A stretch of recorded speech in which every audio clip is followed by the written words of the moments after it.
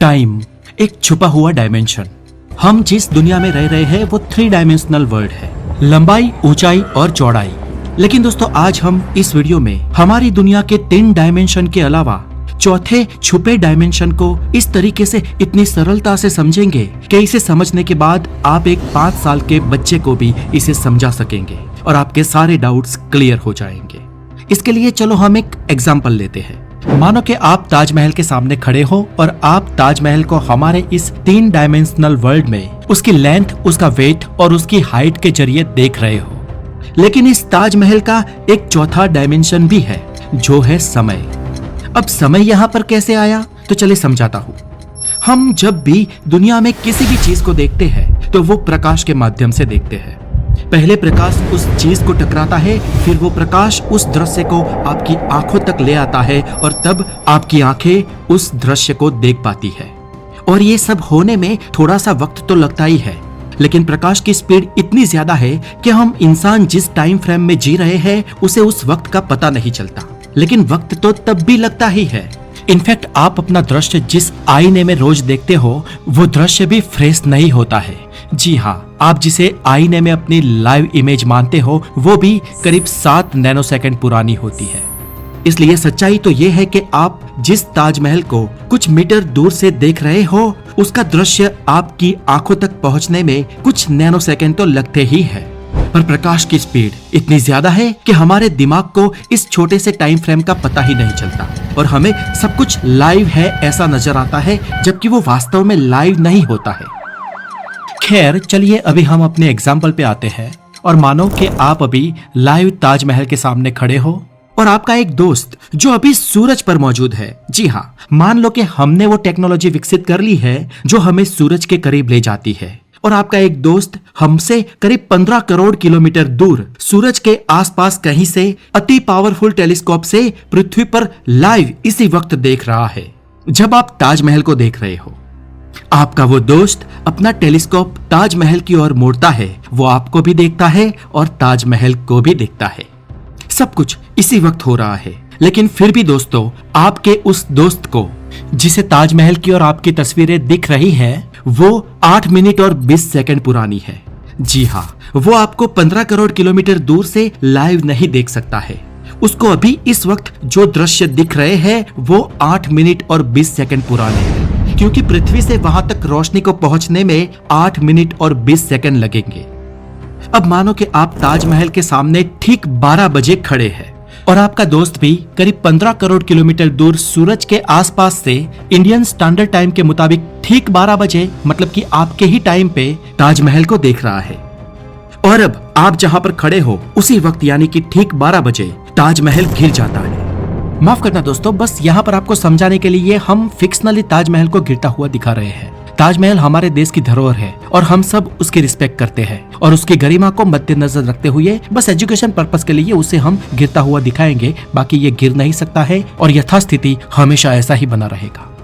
तो फ्रेंड्स, इस इमेजिनेशन में ठीक 12 बजे आप तो यहाँ पर लाइव ताजमहल को गिरता हुआ देख सकोगे, लेकिन आपका वो दोस्त जो हमसे करीब 15 करोड़ किलोमीटर दूर सूरज के पास है वो वहां से ताजमहल के पुराने ही दृश्य देख रहा होगा। उसे ताजमहल गिरता हुआ नहीं दिखाई देगा। उसे कब दिखेगा तो उसे ठीक 12:08 और 20 सेकंड के बाद ताजमहल गिरता हुआ दिखाई देगा। यानी कि आपके उस दोस्त को करीब 8.5 मिनट बाद पता चलेगा कि वहां पृथ्वी पर इतनी बड़ी त्रासदी हुई है। और इस 8 मिनट में तो हो सकता है कि खबरें पूरी दुनिया में फैल गई होगी। आप शायद आगरा के किसी और कोने में भी पहुंच गए होंगे और दुनिया में बहुत कुछ घट चुका होगा। अब दोस्तों इस एग्जाम्पल को थोड़ा आगे बढ़ाते हैं और सोचते हैं कि आपने पृथ्वी पर ठीक 12 बजे ताजमहल को गिरता हुआ देखा और आप प्रकाश की स्पीड से भी ज्यादा तेजी से आपके उस दोस्त के पास 15 करोड़ किलोमीटर दूर पहुंच गए। तो आप वहां पहुंचने के कुछ ही समय बाद फिर से ताजमहल को गिरता हुआ देख सकेंगे। और बस यही है टाइम ट्रैवल। टाइम ट्रैवल का सरल अर्थ ये होता है कि समय में आगे और पीछे यात्रा करना। और 3 डायमेंशनल वर्ल्ड में ये सिर्फ और सिर्फ उसके चौथे आयाम यानी कि टाइम के जरिए ही हो सकता है। इसीलिए टाइम को ही 4th डायमेंशन कहा गया है। चलो दोस्तों एक और आसान उदाहरण से समझाता हूँ कि भविष्य और भूतकाल का टाइम ट्रैवलिंग कैसा होता है। एक गैलेक्सी है M61। हमारी पृथ्वी से वो करीब 65 मिलियन प्रकाश वर्ष यानी कि करीब 6.5 करोड़ प्रकाश वर्ष दूर है।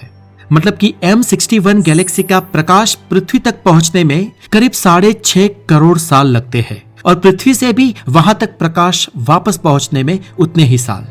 अब मानो कि M61 में कोई ऐसी एलियन सभ्यता है जो आज के दौर में सन 2025 में हमारे इस वक्त में वहां पर बहुत उन्नत, बहुत डेवलप्ड हो चुकी है। और अभी अभी उन्होंने कुछ ही समय पहले एक ऐसा टेलीस्कोप खोज निकाला जो करीब 7.5 करोड़ साल दूर का भी दृश्य बहुत ही क्लियरली देख सके। अब मानो कि वहां पर बैठा कोई एलियन आज इसी वक्त हमारी पृथ्वी तक वो टेलीस्कोप ताने हमें देख रहा हो तो उसे क्या दिखेगा? तो दोस्तों राइट नाउ उस एलियन को पृथ्वी तो दिखेगी लेकिन पृथ्वी पर इंसान नहीं दिखेंगे। यहाँ पर उसे डायनासोर्स घूम रहे दिखाई देंगे। ऐसा क्यों? क्योंकि पृथ्वी के जो दृश्य एलियन आज देख रहा है वो प्रकाश के जरिए करीब 6.5 करोड़ साल बाद वहां तक पहुंचे होंगे। जी हाँ, यानी कि उस एलियन को आज इसी वक्त वहां बैठे बैठे हमारी 6.5 करोड़ साल पुरानी पृथ्वी दिखाई देगी। उस समय की वनस्पतियां, उस समय के जीवाश्म, उस समय के जंगल और उस समय के डायनासोर्स। और वो एलियन अपने लोगों को बताएगा कि पृथ्वी पर डायनासोर्स के फॉर्म में एलियन है। हालांकि वो उन्नत जीव बहुत जल्दी ये समझ जाएंगे कि ये दृश्य बहुत पुराने हैं, लेकिन इससे आगे बस वो अनुमान ही लगा पाएंगे कि उनके 6.5 करोड़ साल बाद पृथ्वी पर क्या हो सकता है। शायद ये सभी जीव खत्म हो जाए या शायद कोई नई उन्नत सभ्यता विकसित हो, लेकिन किसी भी रूप में वो एलियन सिविलाइजेशन वहां से हमारी आज की उन्नत सिविलाइजेशन को नहीं देख सकती। जी फ्रेंड्स, यही हकीकत है। पर अगर उन्हें हमारी उन्नत सिविलाइजेशन को देखना है तो यहाँ आना पड़ेगा, वो भी प्रकाश से ज्यादा गति से, जो प्रैक्टिकली पॉसिबल ही नहीं है। लेकिन किसी तरह अगर वो एलियन हमारी पृथ्वी तक प्रकाश से भी ज्यादा तेज गति से आ पहुंचते हैं तो उन्होंने किया ये टाइम ट्रैवल भविष्य की तरफ किया टाइम ट्रैवल बन जाएगा। क्योंकि उन्होंने आज जो पृथ्वी पर मौजूद है वो तो कभी देखा ही नहीं था। उन्होंने तो अपने ग्रह से टेलीस्कोप से पृथ्वी का डायनासोर युग देखा था। और अगर कोई पृथ्वीवासी प्रकाश से बहुत ही ज्यादा स्पीड से उस M16 गैलेक्सी के उस एलियन सिविलाइजेशन के ग्रह पर चला जाता है और वहां से पृथ्वी को देखता है तो पृथ्वी की ओर ये टाइम ट्रैवल भूतकाल में किया हुआ टाइम ट्रैवल बन जाएगा। क्योंकि पृथ्वीवासी इंसान वो घटनाएं देख सकेगा जो ऑलरेडी घट चुकी है या वो देख चुका है। लेकिन प्रकाश की स्पीड से ज्यादा गति से यात्रा करना इम्पॉसिबल है फ्रेंड्स। थियोरेटिकली समझने के लिए तो ठीक है, लेकिन इंसान कभी भी प्रैक्टिकली स्पीड ऑफ लाइट से ज्यादा तेजी से यात्रा नहीं कर सकता, इसीलिए वो भूतकाल में भी टाइम ट्रैवल नहीं कर सकता। जी हाँ, हम अपने इतिहास को कभी भी नहीं देख सकते। अब अगर आप में से कोई स्मार्ट इंसान मुझे ये कहता है कि नहीं हितेश भाई, मैं तो किसी ऐसी गैलेक्सी पर जाऊंगा जो यहाँ से पृथ्वी से 55 लाइट ईयर दूर है और वहां से किसी स्ट्रॉन्ग टेलीस्कोप से देखूं तो मैं 55 साल पहले वाली पृथ्वी को देख पाऊंगा, उस वक्त के भारत के दौर को देख पाऊंगा, 55 साल पहले जो मून लैंडिंग हुई थी उसे देख पाऊंगा। क्योंकि वो मून लैंडिंग की इंफॉर्मेशन रोशनी में ट्रैप है जो आज भी कहीं ना कहीं मौजूद होगी। तो दोस्तों सच्चाई यहाँ पर यह है कि ऐसा हो नहीं सकता है, क्योंकि ऐसा करने से पहले आपको उस प्लेनेट पे 55 साल पुरानी रोशनी से पहले पहुंचना पड़ेगा और स्पेस टाइम में कोई भी चीज स्पीड ऑफ लाइट से तेज चल ही नहीं सकती। इसका मतलब आप प्रकाश की गति से ज्यादा तेज तो वहां पर नहीं जा पाएंगे, लेकिन अगर मान लो कि प्रकाश की स्पीड से भी 55 प्रकाश वर्ष दूर मौजूद उस ग्रह पर पहुंच जाते हो और वहां से पृथ्वी को देखते हो तो आपको आपका आज दिखाई देगा, यानी कि वहां से आप साल 2025 ही देख पाओगे, उससे पीछे नहीं। अगेन वही बात आ जाती है कि ब्रह्मांड हमें भूतकाल में टाइम ट्रैवल करना अलाउड नहीं करता है। लेकिन दोस्तों इंटरेस्टिंग बात यह है कि ब्रह्मांड हमें भविष्य की ओर टाइम ट्रैवल करने की अनुमति देता है। ये ना सिर्फ थियोरेटिकली संभव है लेकिन ये प्रैक्टिकली भी प्रमाणित है। अगर कोई भी इंसान पृथ्वी पर रहने वाले आम इंसानों की तुलना में ज्यादा तेजी से स्पेस में यात्रा करे या अगर वो स्पेस में किसी बहुत ही बड़े ग्रेविटेशन वाले पिंड के आसपास यात्रा करे तो वो भविष्य में टाइम ट्रैवल कर सकेगा। और इस बात की पुष्टि साल 1971 में हो गई जब दो वैज्ञानिक जोसेफ और रिचर्ड ने 4 एटॉमिक क्लॉक्स यानी कि बहुत ही सटीक समय बताए ऐसी परमाणु घड़ियां ली और उन्होंने इन घड़ियों को लेकर अंतरिक्ष में जाकर पूरी दुनिया का चक्कर लगाया, एक बार पश्चिम की ओर और एक बार पूर्व की ओर। और जब वो वापस आए तो उन घड़ियों का समय जमीन पर मौजूद घड़ियों से बिल्कुल अलग था। वो घड़ियां कुछ माइक्रोसेकंड भविष्य में चली गई थी और ये प्रूफ था कि हम भविष्य में समय यात्रा कर सकते हैं। और आज ये इफेक्ट हमें जीपीएस और सैटेलाइट्स में भी दिखता है। सैटेलाइट्स पृथ्वी से लगभग 20,200 किलोमीटर ऊंचाई पर होते हैं और बहुत ही तेज गति से घूमते हैं, और उस जगह पर पृथ्वी का गुरुत्वाकर्षण बेहद कम होता है और गति बहुत ही ज्यादा, जिस वजह से वहां पर सैटेलाइट्स में बसी घड़ियां पृथ्वी की घड़ियों के मुकाबले हर रोज 38 माइक्रोसेकंड तेज हो जाती है। इसलिए वैज्ञानिकों को इन घड़ियों को हर रोज सेट करना पड़ता है। और ये बात सिर्फ घड़ियों पर नहीं बल्कि इंसानों पर भी लागू होती है। और आज तक अंतरिक्ष में सबसे ज्यादा दिन बिताने वाले इंसान एस्ट्रोनॉट ओलेग कोनाहनेंको है। उन्होंने करीब 1100 दिन अंतरिक्ष में बिताए हैं, जिस वजह से वो हम आम पृथ्वीवासियों से करीब 0.03 सेकेंड भविष्य में चले गए हैं।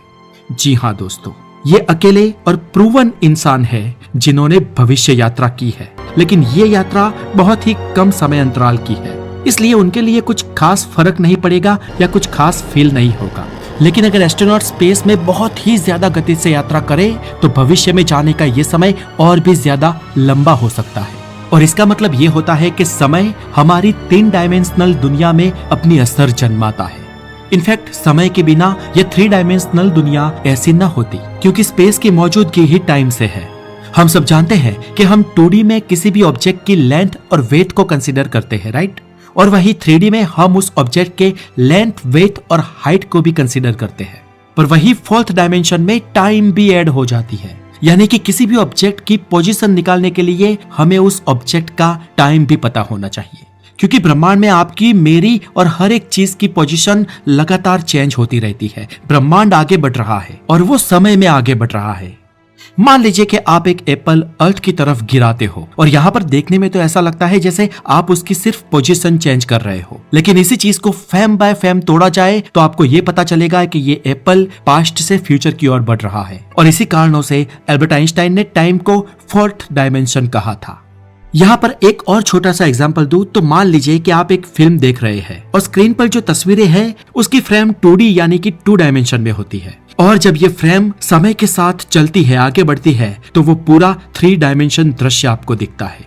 वैसे ही हमारी जिंदगी और ब्रह्मांड भी समय के साथ चलती फिल्म की तरह है, और अगर यहाँ पर समय रुक जाए तो ब्रह्मांड में सब कुछ स्तब्ध हो जाएगा, बस एक तस्वीर बनकर रह जाएगा। इसीलिए इस 3 डायमेंशन ब्रह्मांड में समय की मौजूदगी है, और इसी वजह से हम ब्रह्मांड के फैब्रिक को स्पेस टाइम फैब्रिक कहते हैं, सिर्फ स्पेस नहीं।